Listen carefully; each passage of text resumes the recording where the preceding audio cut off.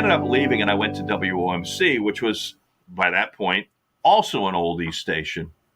And that's how I got to Chicago. Was they were sister stations, and I was at OMC, and Jack Fitzgerald, who was a consultant for both markets, both stations. I mean, Chicago and Detroit, is from Cleveland. Wonderful guy.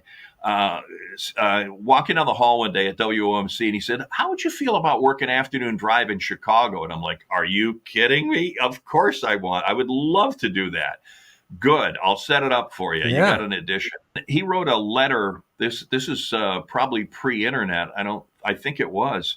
Wrote a letter to Mel Karmazin, who was the CEO of Infinity, saying, "There's only one guy I'm recommending for the job in Chicago. It's Scott Miller out of Detroit."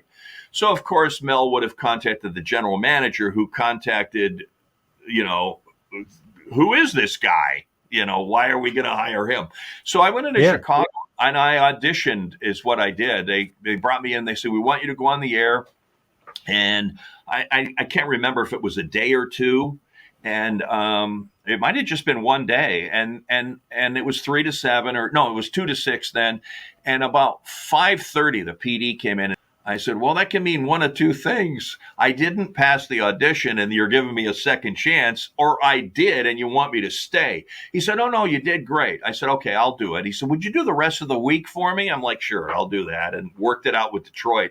But, that was afternoons in Chicago. So, of course, that was like, wow, what a great job that is. And it's an amazing, Detroit's was a great, I don't know what it is now, a great radio market. But Chicago was like, wow, they just love radio in that town and the personalities and, all the different people. It was really, it was, again, a great gig, a fun time. It was amazing.